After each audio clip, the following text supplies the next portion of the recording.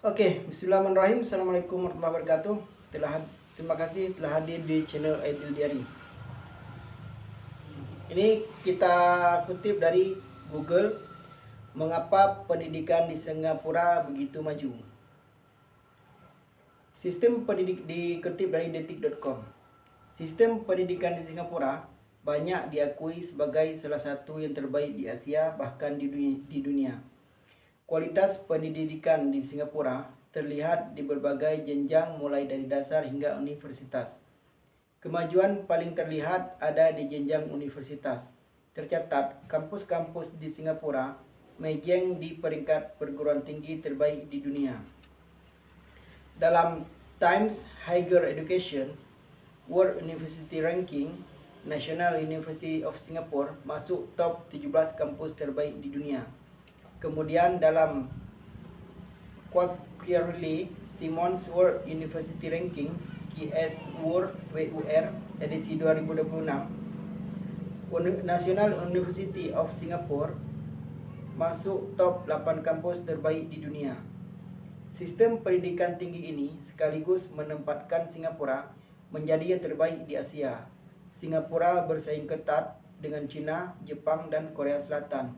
Namun, kenapa pendidikan di Singapura begitu maju? Faktor yang membuat pendidikan di Singapura bisa maju. Mengutip C-Schools, pendidikan di Singapura sempat mengalami kesulitan pada awal merdeka tahun 1965. Mereka sulit mempersiapkan generasi muda yang bisa bekerja dengan layak dan membangun sosial yang efektif. Namun, hal ini berubah seiring sistem pendidikan yang dibentuk. 1. Pendidikan dikelola oleh orang-orang ahli dan berintegritas. Sistem pendidikan di Singapura menerapkan meritokrasi. Artinya, pendidikan di Singapura dikelola oleh orang-orang yang memiliki kemampuan teruji di bidang terkait. Dengan dikelola oleh orang yang cakap, muncul prinsip dasar sistem pendidikan di Singapura, yakni ketelitian, daya saing, dan ujian nasional yang selektif. Di Singapura, siswa mengikuti ujian nasional di kelas 6, 10, dan 12. Lalu dilakukan pemeringkatan dan disortir sebayanya. Pengelolaan oleh orang-orang yang ahli dan berintegritas ini membuat kebijakan yang muncul bisa strategis dan berkelanjutan. Kerjasama antar lembaga pun membuat fondasi di sekolah-sekolah hingga tingkat universitas. Pendekatan ini akhirnya menghasilkan guru-guru yang ahli serta generasi yang cakap di bidangnya. Hasil dari ini kemudian ditunjukkan untuk mengabdi memajukan negara Singapura di berbagai sektor. 2. Tidak mudah mengubah kebijakan dan kurikulum. Penerapan sistem pendidikan di Singapura bisa terus berkembang karena komitmen pada kebijakan pemerintahnya. Para pemangku kebijakan di Singapura setia terhadap implementasi pendidikan yang efektif dan untuk kemajuan pendidikan. Sistem pendidikan yang diterapkan bersifat jangka panjang untuk mencapai kematangan dan memperkuat sistem itu sendiri. Hal yang paling mencolok, setiap pergantian menteri pendidikan, mereka tidak mengubah kebijakan sebelumnya. Para pemangku kebijakan yang baru hanya melakukan penyesuaian kecil-kecilan.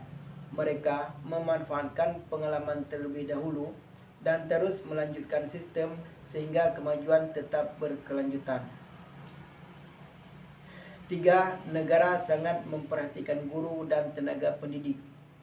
Faktor lain yang membuat pendidikan Singapura berhasil yakni sistem yang menaruh perhatian besar terhadap guru. Sistem akan menyeleksi, mempersiapkan, dan memberikan insentif guru yang sesuai. Dengan pola ini, guru akan dilatih dan memiliki kepemimpinan yang berkembang. Kualitas guru menjadi salah satu kunci dalam sistem pendidikan di Singapura.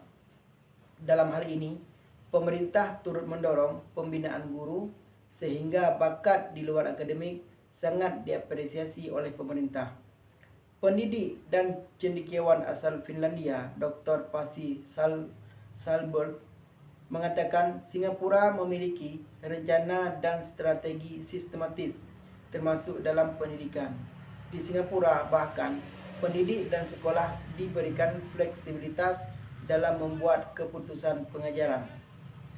Menurutnya, ini penting mengingat situasi kenyataan seringkali tidak pasti, sehingga melalui sistem pendidikan, sistem memiliki kemampuan untuk adaptasi atau adaptif.